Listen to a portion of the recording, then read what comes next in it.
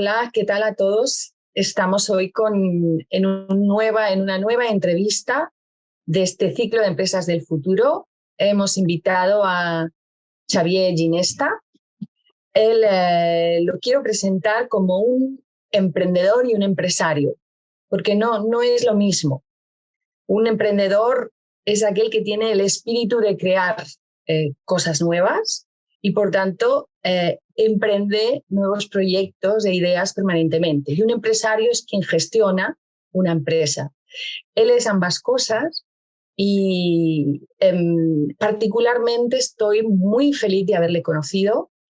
Me he sentido muy sola durante años divulgando que considero que lo que necesitamos como sociedad y como empresas es evolucionar conciencialmente, y al conocerle y encontrar un empresario de su nivel que está alineado con esto, y no solo eso, sino que apuesta y divulga esto, es realmente una gran noticia para todos y un privilegio para mí haberle encontrado. Xavi es presidente de Voxel, una empresa exitosa, una empresa tecnológica exitosa en el sector del turismo, y ha escrito junto a Sergi Torres, un impulsor de la conciencia conocido en todo el mundo, el libro Humanitas, que os recomendamos a todos vosotros. Y vamos a hablar, hemos invitado a Xavi para hablar del miedo en las empresas, ¿no? Y en el previo, en esta entrevista, estábamos comentando qué increíble, ¿no? Qué increíble que un tema como el miedo, que nos acompaña a todos permanentemente, no sea interés de foro en las empresas, en las escuelas, en la educación, ¿no? Que no abramos este tema sencillamente para tener más conciencia sobre cómo funciona, cómo nos afecta.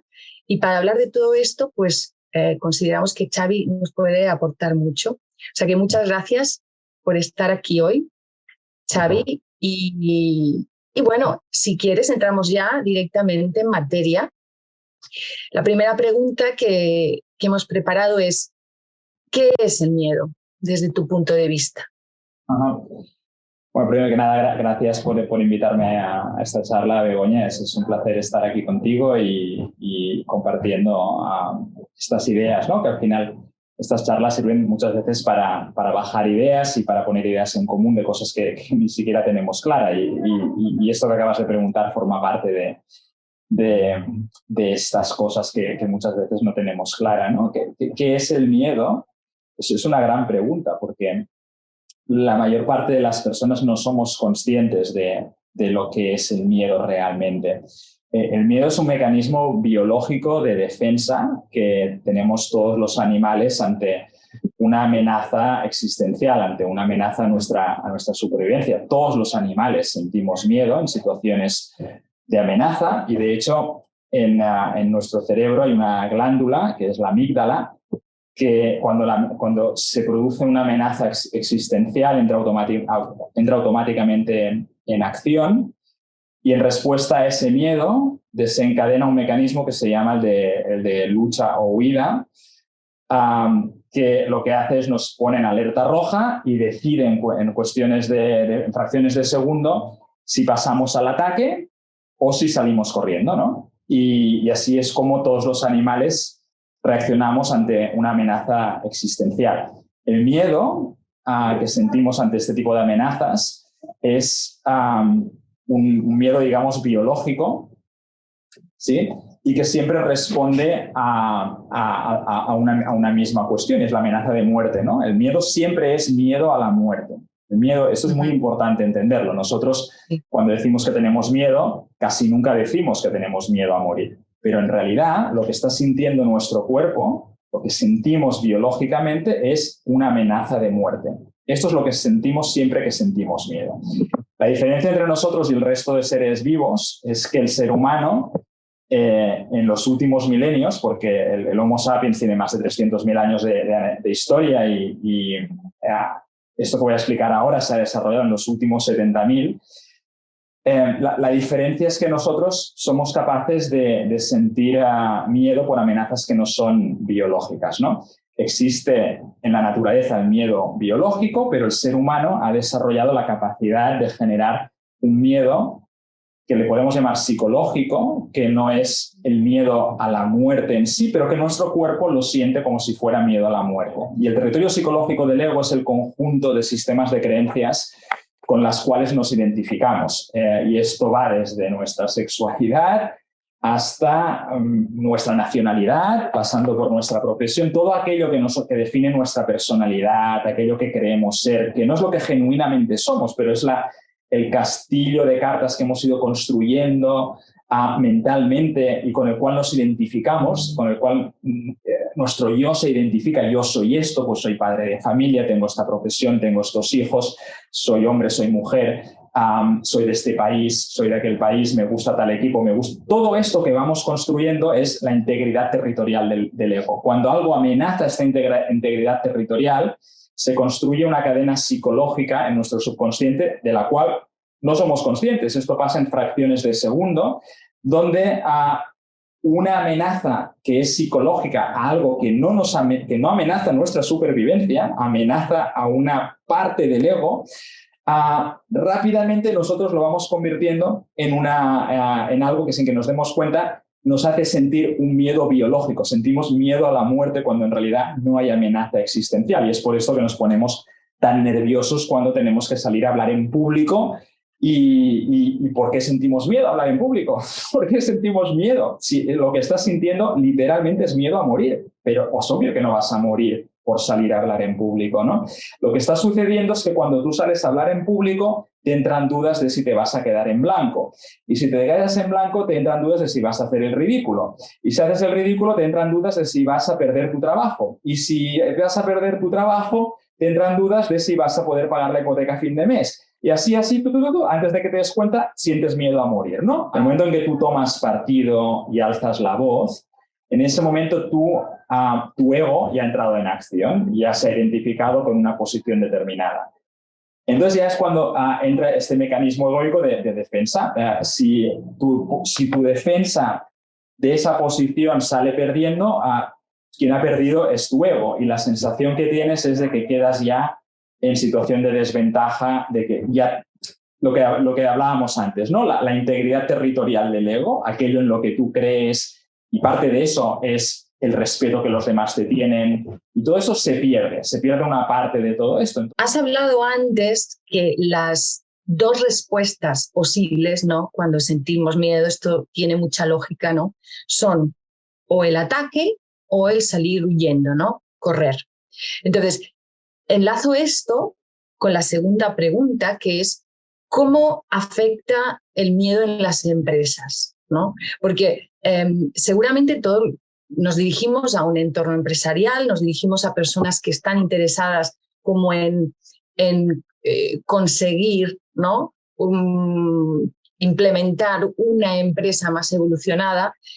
Si lo basamos en estas dos reacciones, vamos a poder identificarlas enseguida, ¿no? En las empresas está continuamente, internamente está pasando esto, o ataco o me retraigo, ¿no? ¿Cómo lo ves esto? ¿Cómo nos afecta el miedo en las empresas? Previo al capitalismo, lo que existían eran el sistema económico era un sistema extractivo, ¿no? Había unos pocos poderosos, ¿no? Que tenían una gran fuerza militar, que extraían la riqueza de la mayoría, ¿no? Y eso era el sistema económico, la extracción de la riqueza.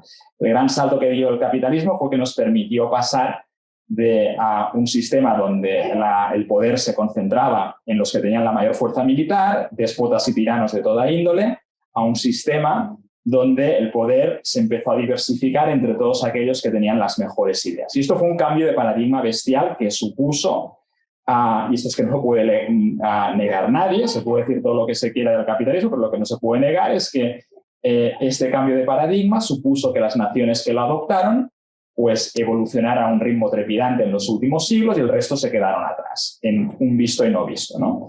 Esto es lo que ha sucedido. Ahora bien, si nos damos cuenta, esto que ha sucedido es heredero del mindset de supervivencia y de escasez del que veníamos anteriormente. No es que los seres humanos se volvieron bondadosos y decidieron ahora vamos a trabajar por el bien común y crearon un sistema racionalmente para que las cosas fueran a mejor, sino que, como identificó Adam Smith, lo mágico del sistema capitalista es que increíblemente él lo definió como la mano invisible. Aunque persigas tu beneficio personal, increíblemente este sistema, a diferencia del anterior, genera bien colectivo. Bien, esto ha generado una confusión, y es que está bien perseguir el beneficio personal sin que importen las consecuencias, porque la mano invisible de Adam Smith mágicamente siempre termina generando bien común. Y fruto de esta confusión, que no es que las cosas no sean un poco así, esto es un aspecto de cómo funciona la economía, pero no es su motor. Pero fruto de esta confusión, pues hasta hace no muchos años había personas como Milton Friedman que les daban premios Nobel por decir nada más y nada menos que la única responsabilidad social que tenían las empresas era con sus accionistas, ¿no? ¿Por qué? Pues por esto, porque si una empresa generaba valor para sus accionistas, significaba que estaba funcionando, y automáticamente que una empresa funcione significa que genera valor para la sociedad.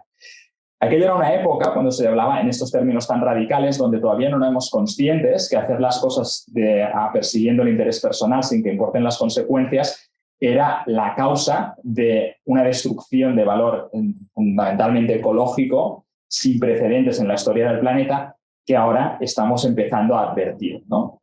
Pero como hemos estado viviendo prisioneros de alguna forma de esta confusión de entender que los drivers, ¿no? Los motores de la economía son el ánimo de lucro y la competitividad que esto genera, pues las universidades de negocios se han dedicado a crear MBAs que pivotan en torno a este principio, ¿no? Y por tanto, hemos creado un sistema de creencias que forma parte del sistema de creencias empresarial y de todos aquellos que estudian economía y hacen MBAs, que se basa en un mindset de escasez, en un mindset de supervivencia que percibe el ánimo de lucro y la competitividad como los motores de la economía. Entonces, esto mágicamente ha funcionado en parte, nos ha permitido salir de la Edad Media, pero también es cierto que nos ha sacado pues, de la naturaleza. Hemos proscrito la naturaleza fuera de nuestras ciudades y, de hecho, la estamos destruyendo y la estamos arrasando, ¿no? Combatir esto es la pregunta que tú hacías antes, ¿no? ¿Cómo se traduce el efecto miedo en el entorno empresarial? Pues el efecto miedo en el entorno empresarial se traduce en que llevamos 3 o 4 siglos de progreso sin precedentes en la humanidad, que lo que había antes era mucho peor que lo que hay ahora, y que lo que ha funcionado se nos ha enseñado y se nos sigue enseñando en las universidades, que se basa en los ejes del ánimo de lucro y de la competitividad. Y esto, en realidad, así no es como funciona la naturaleza. Hemos confundido 2 aspectos de la naturaleza por su auténtico motor. En la naturaleza no hay ningún ser vivo que persiga almacenar oxígeno sin mesura, ¿no? Esto no existe. Un ser vivo cuyo objetivo en la vida es almacenar oxígeno es un ser vivo condenado a la extinción. Y en el ecosistema económico, por llamarlo de alguna forma, hoy en día existen, pues, la mayoría de las personas y organizaciones que dominan este ecosistema tienen ese mindset, el de almacenar dinero, que es el oxígeno de la economía. Hemos confundido el oxígeno con el fin. Este es el problema que tiene hoy la economía. Y combatir eso es difícil porque no somos inteligencia artificial. Somos egos con inteligencia. Y esto hace que cuando tienes muy claro que las cosas funcionan de una manera porque te las han enseñado, las has probado y te han funcionado y siempre han sido así, cambiar ese mindset es difícil. Y ese es el reto que tenemos ante nosotros, darnos cuenta que la naturaleza se estructura en red, que en la naturaleza el instinto de supervivencia tiene una manifestación que es competitiva. La competitividad es necesaria, es imprescindible para la evolución. Sin competitividad no habría evolución. Pero que eso sea un aspecto de la naturaleza no significa que eso sea el motor de la naturaleza. El motor de la naturaleza es la colaboración. En la naturaleza sobreviven los que saben colaborar, aquellos que crean alianzas, y solo hace falta mirarnos a nuestro propio cuerpo. Nuestro cuerpo es una increíble alianza de billones, como 50 billones de células que colaboran altruistamente de formas incomprensibles todavía para nuestra mente para generar la experiencia de la vida humana, ¿no? Así es como funciona la naturaleza. La competitividad forma parte de todo esto, forma parte, no es el motor. Entonces, los seres humanos y los sistemas económicos que emanan del ser humano tienen ante sí el reto de entender esto, de entender cómo funciona realmente la naturaleza y empezar a desarrollar sistemas que se alineen con la forma real, con la forma natural de funcionar que todos tenemos, ¿no? Pero para eso hemos de trascender el miedo a continuar funcionando como siempre lo hemos hecho, como nos han enseñado, como nos enseñan todavía en las escuelas de negocios. Uh-huh.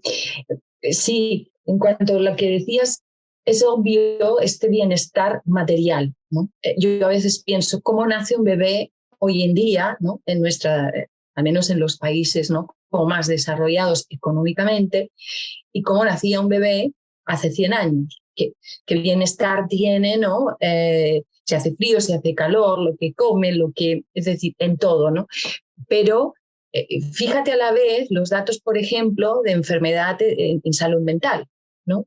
Esta misma semana leía que tenemos, sabes que en España estamos a la cabeza del mundo en personas que consumen benzodiazepinas por ansiedad o trastornos emocionales, y que tenemos un 11% de la población mayor de 15 años medicada, y que en realidad somos una sociedad enferma psicológicamente y basta salir un rato por la ciudad y pasear para percatarse de esto, no hace falta tampoco ser Freud, ¿no? Entonces, como este contraste que se está dando por una evolución, ¿no?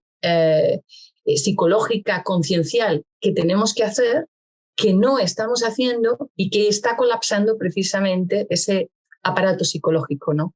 Yo creo que esos van a ser los síntomas, porque el reflejo que le estamos haciendo a la Tierra nos lo estamos haciendo en nuestra Tierra. Y eso va a ser quizás, ¿no? el resorte que nos empuje en las empresas a decir, bien, materialmente vamos bien, ¿no? Bueno, que tampoco, porque en realidad la mayor parte de los países del mundo están en quiebra financiera. Es decir, que hay como síntomas que nos van a conducir a este cambio de mindset, ¿no? A darnos cuenta. De hecho, este movimiento en el que estás tú, te decía, como empresario y emprendedor, hace 10 años hubiera sido como inconcebible, ¿no? O que algo como el Festival de la Conciencia que vivimos aquí en Barcelona este año se hubiera dado, ¿no? Entonces, yo creo que sí que vamos a tener esa lectura, que no se trata solo de un bienestar material. Yo soy muy optimista y estoy convencido de que estamos yo creo que de aquí a final de siglo van a pasar muchas cosas. Claro, de aquí a final de siglo parece que falte mucho tiempo, pero en términos evolutivos es como un microsegundo, no es nada, ¿no? Yo creo que estamos evolucionando a la velocidad de la luz. No nos damos cuenta porque a escala humana el tiempo pasa muy lento, pero vamos a ver muchísimos cambios en la línea de la evolución psicológica. Yo creo que hemos llegado a un punto donde hemos parado la evolución biológica, porque de hecho la medicina casi que ha significado una involución biológica, porque todos los procesos de mejora biológica derivados de la selección de la selección natural, ¿no? La medicina los ha parado, ¿no? Porque en el momento en que los defectos genéticos somos capaces de revertirlos médicamente, el genoma ya no evoluciona, ¿no? Con lo cual hemos parado nuestra evolución. De hecho, creo que estamos yendo hacia atrás, y esto se demuestra con la cantidad de personas que tienen alergia y sobreviven, ¿no? Lo cual está muy bien, eso es un avance médico, pero significa un retroceso biológico, ¿no? Desde el punto de vista del genoma humano. Cada vez es más imperfecto el genoma humano. Por otro lado, el reto ahora no pasa por el avance biológico, creo que pasa por el avance psicológico. Creo que así como se habla mucho del ciberhumanismo, el transhumanismo, y de cómo vamos a conseguir crear cyborgs que serán la versión humana basada en la tecnología. Yo en esto no creo.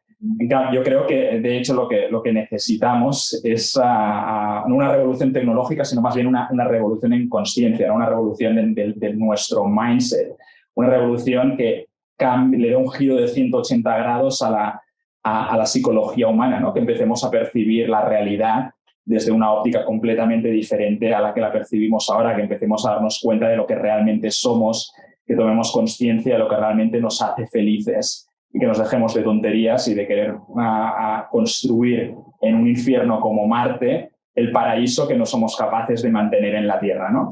Entonces, creo que la cosa tiene que ir más en esta dirección, ¿no? Y creo que se va a dar de forma natural, va a ir pasando. Yo veo muchos síntomas y muchos brotes verdes en esa dirección. Sí, absolutamente, porque eso que se denomina conciencia, ¿no? Y que parece algo como tan abstracto, tan intangible y tan, bueno, sí, que es como lo que nos produce, lo que nos habilita para darnos cuenta de cosas, ¿no? Pero la conciencia no es solo eso, la conciencia es un potencial que activa y sofistica, yo me atrevo a decir sofistica, la inteligencia que tienes sobre ti mismo, sobre el otro, sobre los vínculos, sobre el mundo, sobre el ambiente, sobre la información, ¿no? Que continuamente tenemos a nuestro alrededor. Entonces, está por descubrir, y en estas empresas conscientes de nueva generación, que somos pioneros, ¿no? en esta experimentación, al menos yo en la nuestra lo percibo continuamente, cómo esa conciencia te lleva a gestionar las cosas de una manera distinta. Ahora enlazo con la tercera pregunta que te voy a hacer, de una manera muy diferente, ¿no? Pero con un potencial, con una efectividad, con un margen de error mucho menor. Es decir, que está todo este fascinante para mí, ¿no? Investigación y de este nuevo potencial, ¿no? Que llamamos conciencia. Entonces, la tercera pregunta es, ¿cómo sería, Xavi, tomar una decisión sin miedo? Mira, Sergi Torres me dijo una vez, o sea, para mí tomar una decisión sin miedo es tomar una decisión en plena consciencia, ¿no? Y Sergi Torres me dijo una vez que una forma de medir el nivel de consciencia es por la capacidad de dejar atrás tus ideas, ¿no? Y eso no quiere decir olvidarse de lo que crees a la más mínima que te viene alguien diciendo las cosas son así o son así. Es simplemente la capacidad de abrirte a pensar que igual lo que tú crees no es cierto. Es decir, tú en tu empresa tienes experiencia de tomar decisiones sin miedo. Para mí, tomar decisiones sin miedo en el entorno empresarial tiene que ver con, primero que nada, abrirte a considerar que cualquier opción es viable y abrirte a olvidar cualquier cosa, cualquier idea preconcebida de cómo deben ser las cosas, ¿no? En este sentido, hay que decir que las personas que han estudiado económicas o que han hecho un MBA lo tienen más difícil porque les han inculcado, han pagado, de hecho, unas cantidades que no son negligibles para aprender a hacer las cosas de una determinada manera, con lo cual decirles que tienen que hacerlas al revés es complejo, pero la realidad es que mi experiencia en mi empresa es que cuando se dan situaciones que generan miedo, porque claro, cuando te preguntan cómo se toma una decisión sin miedo, cuando no hay una situación de amenaza es muy fácil, porque como no tienes miedo, tomas la decisión y se acabó. O sea, esta pregunta tiene sentido en el contexto de situaciones amenazantes, cuando hay pues, a lo mejor una crisis o pasa algo que tienes que tomar una decisión que te da miedo por las consecuencias que eso pueda tener. Entonces, yo diría que en mi experiencia, la mayor parte de las veces que sucede eso, el manual de la escuela de negocios no funciona. Porque es un manual que se basa en la percepción de escasez, en la percepción de supervivencia, y es una forma de funcionar que tiene sus éxitos a corto plazo, pero que se demuestra ineficaz en el largo plazo, se demuestra ineficaz a la hora de crear empresas sostenibles, ¿no? Cuando tomas decisiones con una mente abierta, siendo plenamente consciente, y tomas decisiones que son mucho más inteligentes, que parecen contraintuitivas a corto plazo, parecen locuras a veces, y yo te puedo dar ejemplos, pero a largo plazo se demuestran sostenibles. Te doy un ejemplo. A ver, nosotros en mi empresa nos dedicamos a temas de pago electrónico y facturación electrónica en el sector turístico, que es algo que no tiene nada de romántico, pero hemos conseguido construir una cultura al entorno de este propósito empresarial que tiene que ver con un propósito superior que está relacionado con el hecho de crear entornos de trabajo, entornos laborales felices, donde la gente se siente a gusto, donde la gente se sienta que se está desarrollando, ¿no? Que empezamos siendo un best place to work y estamos evolucionando hacia un best place to work, to grow, ¿no? Donde queremos que la gente se desarrolle como personas. Haber hecho esto nos ha permitido desarrollar una cultura del no miedo, es decir, cuando se produce una situación adversa, como fue la pandemia, que como os podéis imaginar el sector turístico fue de los más afectados, estuvimos literalmente en el ojo del huracán durante 2 años, la mayor parte de empresas de nuestro sector, su decisión fue hibernar. Hiberno y espero a ver qué pasa. Nosotros, en lugar de hibernar, apostamos por innovar.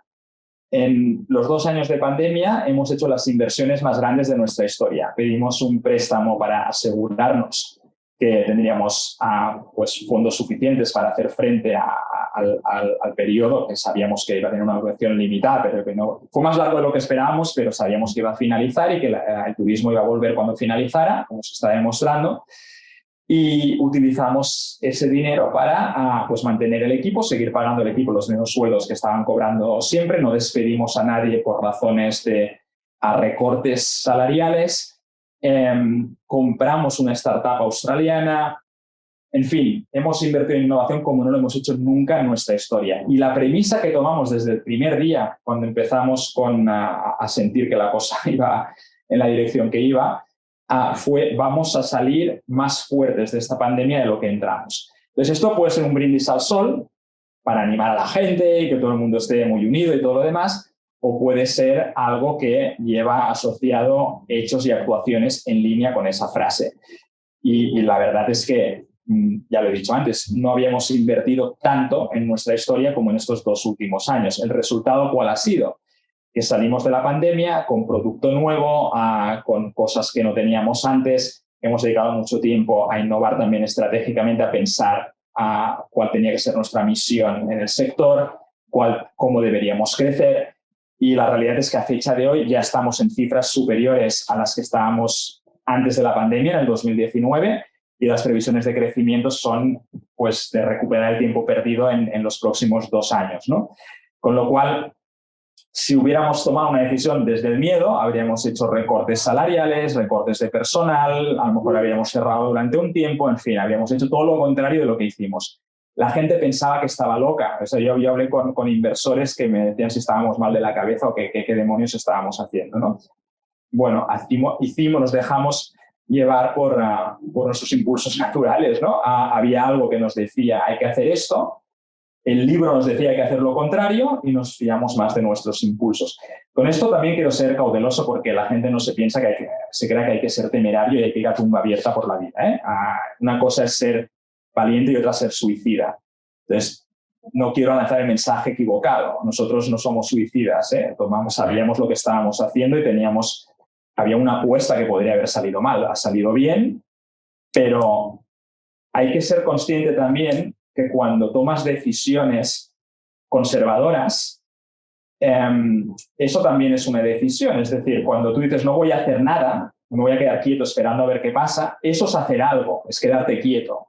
Y el riesgo que tomas con esa decisión muchas veces es mucho mayor que el riesgo que tomas cuando estás tomando una decisión aparentemente que es una locura, ¿no? Nosotros estábamos tomando una decisión que aparentemente parecía una locura, pero se demostró que fue una decisión mucho más acertada y de mucho menor riesgo que la decisión de habernos quedado quietos mirando qué pasaba. Sí, porque yo que llevo muchos años, bueno, igual que tú, ¿no? Investigando eso que llamamos conciencia, para mí es un potencial, es un órgano que tenemos que aplica mucha lógica, que no es para nada loco, ni happy flowers, es un órgano, ¿no? Por llamarlo así, es una habilitación, ¿no? Es un instrumento que tenemos que aplica mucha lógica a la hora de tomar decisiones, pero con una mirada más amplia, con una perspectiva más inclusiva, ¿no? Y en este caso te quería preguntar, ¿tienes alguna recomendación más? O sea, para alguien, algún empresario o empresaria que nos esté ahora viendo y que diga, sí, bueno, pero eso cómo se hace, ¿no? O sea, cómo a la hora de tomar una decisión, tú has dicho, por ejemplo, dejar atrás, ¿no? Todas esas ideas que yo traiga como aprendidas, ¿no? O aprendidas y muchas veces introyectadas, es decir, fui a la escuela, como decías, a la universidad, me enseñaron que esto era así, me quedé con esa idea, con esa creencia como introyectada. La respuesta rápida es la que estabas apuntando tú, ¿no? Lo sencillo, es muy sencillo. Tomar decisiones sin miedo, dar ese salto es conceptualmente muy sencillo. Es decir, es abrirte a escuchar tu voz interior, no tu voz interior del ego, sino la voz de tu cuerpo, ¿no? Tus impulsos naturales que no se expresan en forma de voz, se expresan con un impulso, ¿no? Hay que hacer esto y no te lo sé explicar. Y de hecho, si lo intento, me doy cuenta que mientras te lo explico, ni lo estoy entendiendo y parece una más locura de lo que parece cuando no lo explico. Hay algo que va de ahí, ¿no? Y esto es la forma sencilla, te dejas llevar y ya está. Y no te dejas, o te abres por lo menos a escuchar eso, te abres a un universo de posibilidades que normalmente no considerarías. Que sea sencillo no significa que sea fácil, y el problema es este, ¿no? Que es difícil recorrer ese camino porque por mucho que lo quieras hacer o que intelectualmente piensas que hay que ir hacia ahí, que te has de abrir, llega la hora de la verdad y el cuerpo y la mente te está diciendo que no vas bien y te está, vamos, es imposible liberarte del taladro mental que te empuja a ir en la dirección contraria en la que quiere ir tu cuerpo, ¿no? Y aquí es donde a veces y posiblemente además es algo que forma parte del proceso evolutivo en sí. Yo creo que hay una cosa que es el pragmatismo, es decir, ok, vale, no me voy a dejar llevar por lo que me pide el cuerpo, pero ahora vamos a analizar los datos, ¿no? Y vamos a ver qué está pasando en el mundo, y vamos a analizar qué es lo que está sucediendo, vamos a ser pragmáticos y vamos a ser objetivos con la realidad, ¿no? Y ahí es donde, aunque no sea muy genuino, nos podemos dar cuenta de cosas que están pasando, que están empujando a las organizaciones a ir en una dirección determinada, porque si no lo hacen, la selección natural, que hasta ahora había actuado a su favor cuando operaban de la forma que operaban, va a empezar a actuar en su contra, ¿no? Y esto es algo que ya empiezan a haber síntomas de que está sucediendo. Y, por ejemplo, yo lo veo mucho en mi ámbito, que es el sector IT, en las tecnológicas. Las tecnológicas donde una gran parte de nuestro capital es capital humano y se basa en el talento de programadores y personas de ingenieros y personas ya de un nivel elevado, que tienen sueldos elevados y que han superado de alguna forma ese umbral de supervivencia. Cada vez hay más personas que empiezan a renunciar a sueldos mayores en pro de profesiones o de trabajos que los llenan más a nivel emocional, ¿no? Y esto es un bucle, es como una retroalimentación positiva donde cada vez, a medida que hay más personas que superan este umbral y empiezan a descubrir esto, pues a su entorno, las personas de su entorno empiezan también a salir del armario, ¿no? Una forma diferente de salir del armario. Ese impulso que sentían antes, pero no se atrevían a salir porque les parecía que eran el más estúpido de la clase si decidían coger otro trabajo donde cobraban menos, pero se sentían mejor. Cuando ven que todos los de su entorno lo están haciendo, pues yo también, ¿no?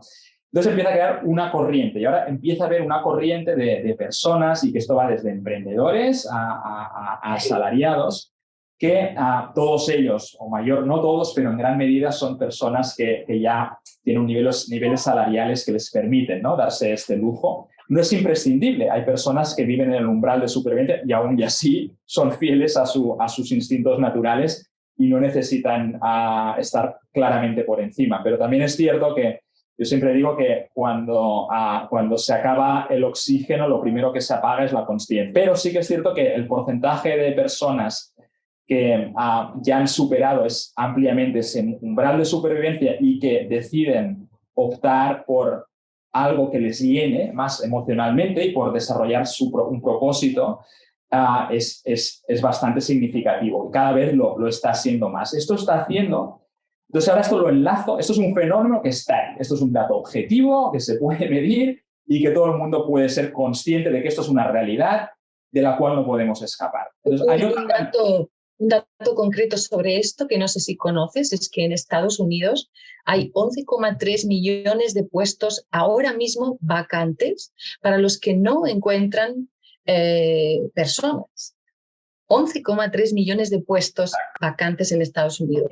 Es un dato objetivo. Exacto. Entonces, ¿qué está sucediendo? Que las empresas están descubriendo que si quieren continuar pues, trabajando y ejerciendo su actividad profesional y necesitan este tipo de perfiles se está volviendo más exigente, no solo con el sueldo como pasaba antes, sino ahora con otras cosas. Y por tanto, o les dan esas otras cosas o no hay manera de conseguir este tipo de perfiles. Con lo cual, poco a poco las empresas, aunque sea instrumentalmente, aunque sea por razones objetivas, pragmáticas de que hay que ir hacia allí, están empezando a adoptar medidas que son contraintuitivas, que van contra sus principios que han estudiado en la universidad durante años y que es lo que han hecho posiblemente toda la vida. Evidentemente, empresas que llegan a una larga trayectoria profesional les cuesta mucho más dar este salto que empresas de nueva creación que ya pueden nacer con este mindset, ¿no?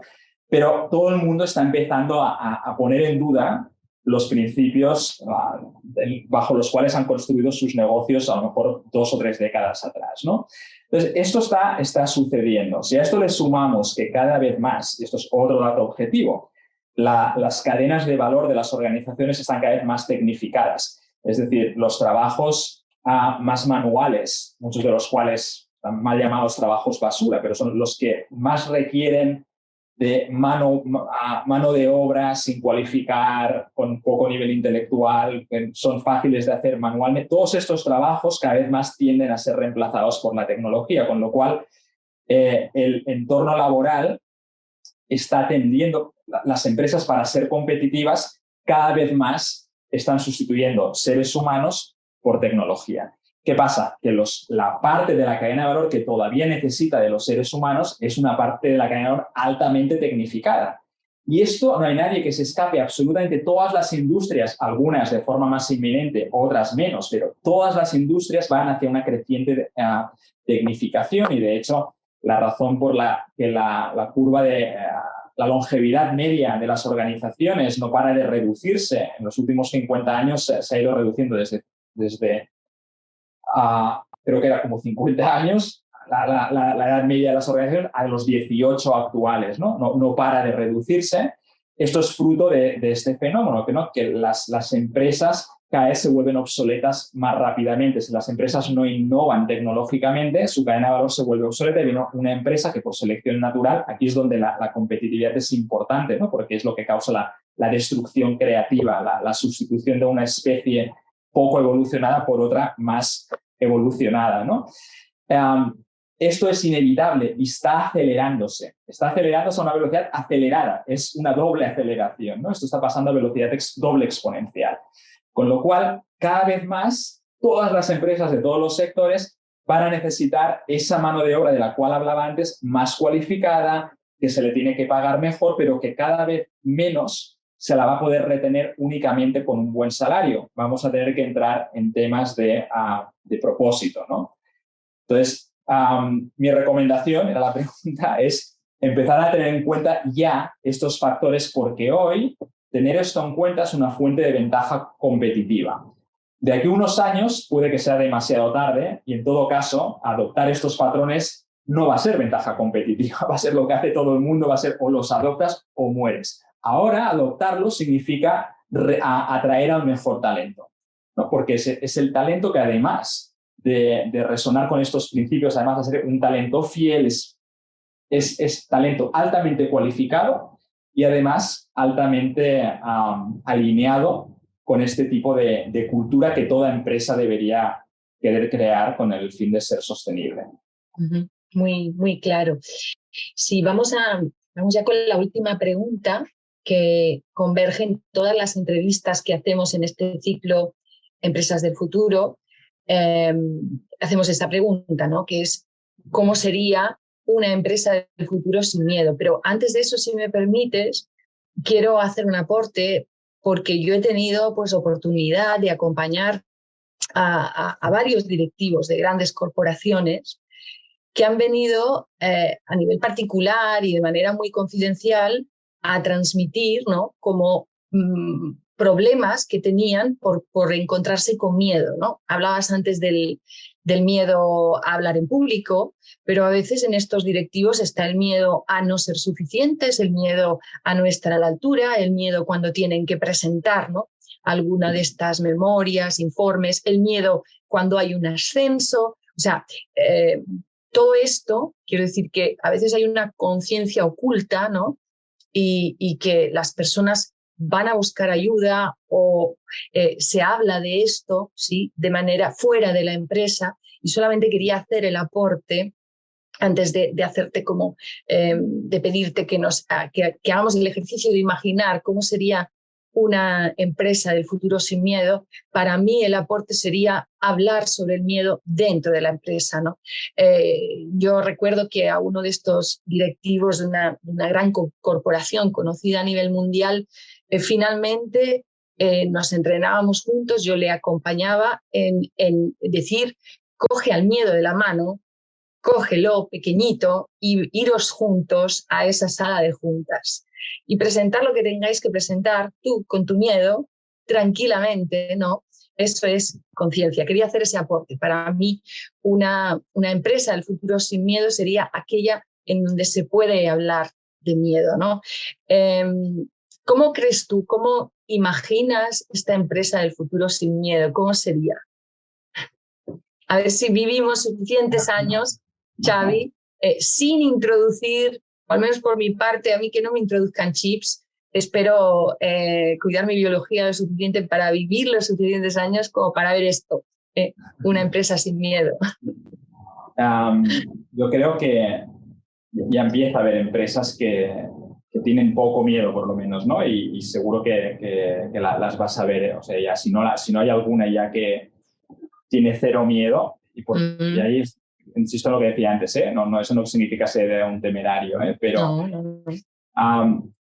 yo creo que lo primero es, volviendo a la pregunta inicial, es entender qué es el miedo. El miedo empresarial es puro miedo psicológico, el miedo que sienten las organizaciones y que se manifiesta a través de las personas que integran las organizaciones, ese miedo que sentimos en la organización no es un miedo biológico, es un miedo psicológico. Entender esto es lo primero. Si hiciéramos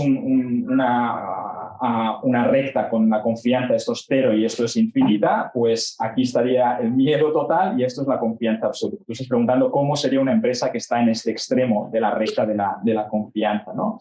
Es una empresa de confianza absoluta, confianza donde nadie está tomando el pelo a nadie, donde todo el mundo está haciendo lo mejor posible, donde se toman las decisiones más óptimas siempre en base al conocimiento que se tiene en cada momento, ¿no? Esto sería cómo actuaría una empresa que no tiene miedo. Entonces la pregunta es, bueno, ¿cómo consigues, ¿no? esta confianza absoluta? Y este es el reto, ¿no? Einstein decía que tú puedes... que la principal decisión que debemos tomar los seres humanos es si vivimos en un universo amigable o vivimos en un universo hostil, ¿no? Y esto enlaza con lo que estaba diciendo. Si tú crees que el universo es hostil, que es amenazante, que el universo está siempre viendo cómo te puede joder, ¿no? Hablando claro, a cualquier situación que se dé la vas a ver con desconfianza, ¿no? Vas a pensar cuando se produzca una confrontación con un colega de trabajo, cuando aparezca una empresa que está haciendo lo mismo que tú haces ante un competidor, va a emerger esa sensación de miedo, pero no es miedo real, eso es desconfianza que se traduce en miedo psicológico, ¿sí? Porque no estamos hablando de que estás amenazado de muerte. Entender esto es fundamental. Si tú piensas que entiendes que el universo es un universo amigable, donde todo pasa en armonía y lo que tú percibes como una amenaza, que es una amenaza, te das cuenta de que es una amenaza psicológica y que quizás hay una oportunidad que no estés sabiendo ver, de pronto a un competidor lo puedes ver como alguien con quien a lo mejor puedes hacer una alianza y unirte, ¿no? Como han hecho las células de nuestro cuerpo, que en su momento, millones de años atrás, posiblemente eran células que competían entre ellas y que encontraron la manera de unirse y crear organismos superiores.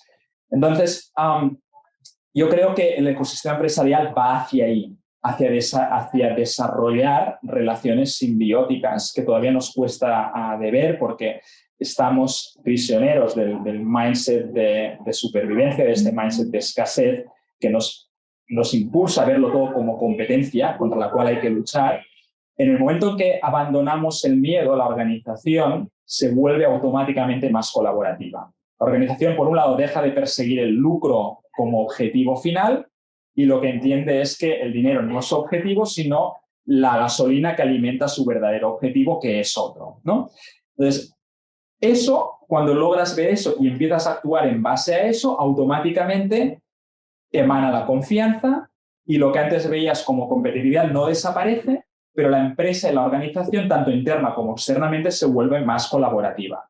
Entonces, las empresas que confían son empresas que tienden a colaborar mucho más que las empresas que no confían. En las empresas donde reina el miedo, tú lo ves, es muy difícil hacer partnerships. Yo lo veo en mi entorno empresarial. Es muy difícil establecer relaciones verdaderas de colaboración. Siempre están en la defensiva. Es horroroso. Yo lo he padecido. O sea, crear acuerdos de partnership donde tú estás siendo genuino, quieres hacer cosas, y el otro no, está a la defensiva, ha cerrado un acuerdo de partnership contigo para ver qué puedes sacar de ti, pero cuando ve que tú puedes sacar algo también, está como a la defensiva y no te deja avanzar.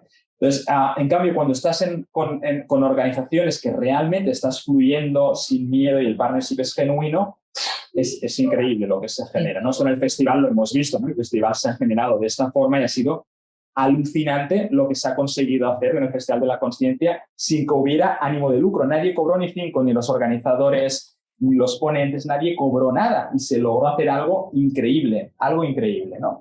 Y en este caso el Festival de la Conciencia, si no estoy mal informada y si no me corriges, también teniendo un presupuesto que podía ser, ¿no? El presupuesto, si lo veías de inicio sin saber cómo se iba a poder financiar, podía generar mucho miedo, un miedo tan paralizante como que no se hubiera celebrado ese festival, ¿no? Entonces, en ese sentido, es claro que fue una iniciativa desde el Noviedo, si no, no se hubiera celebrado, claramente.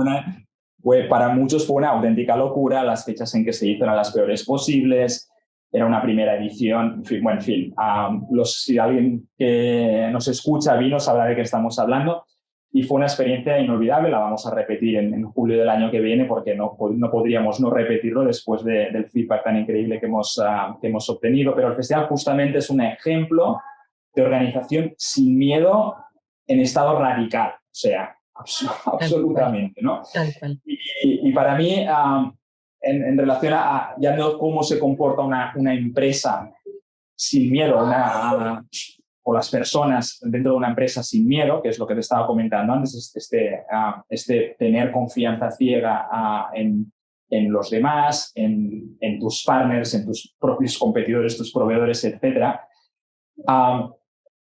Cuando saltas ya existe una masa crítica de organizaciones que se mueven en esta dirección, el propio ecosistema empresarial empieza a actuar sin miedo. Y yo creo que es ahí hacia donde nos dirigimos, a un ecosistema mucho más colaborativo que competitivo, que no desaparecerá la competitividad, pero las sinergias, los actos de simbiosis empresarial y de colaboración, partnerships y demás, como le llamemos, van a ser mucho más habituales y mucho más genuinos que ahora.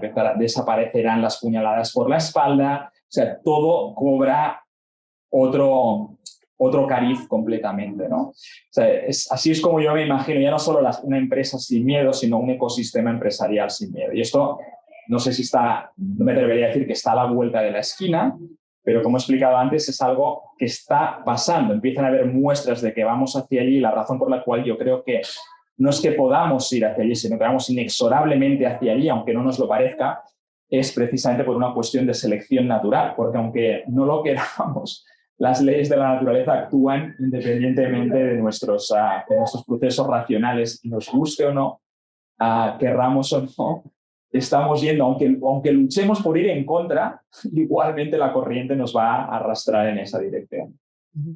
Fíjate la escena que hemos visto todos de Roger Federer y Nadal, como con las manos unidas, llorando ambos, ¿no?, por la retirada deportiva de Roger Federer.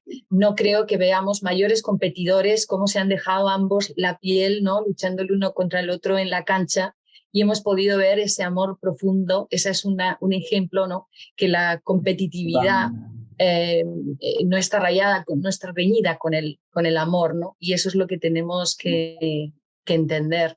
Bueno, Xavi, hasta aquí nuestra entrevista. Esperamos que la hayas disfrutado, esperamos que también los oyentes, los que nos acompañen hasta aquí, hayan encontrado algo nuevo, algo que poder aplicar en las empresas. Queremos vivir con menos miedo.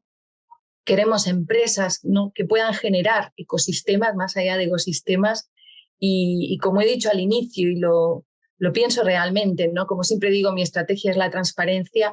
Realmente creo que emprendedores como tú emprendes proyectos, emprendes empresas, y también emprendes como ideas, movimientos, como es este movimiento, ¿no?, en el que tanto nos inspiras. Y creo que todavía queda mucho por delante en este sentido, ¿no?, de generar un ecosistema empresarial más consciente. ¿Quieres decir algo más para terminar y cerramos? Nada, agradecerte tu tiempo. Ha sido un placer hablar contigo y compartir todas estas ideas. Estos espacios a mí siempre me gustan porque son espacios de autorreflexión también, ¿no? En estas conversaciones surgen ideas que a lo mejor antes no habían aparecido, y es una oportunidad también para desarrollar nuevas ideas conjuntamente, que funcione la inteligencia colectiva. Muchas gracias. Muy bien, gracias a todos. Hasta la próxima.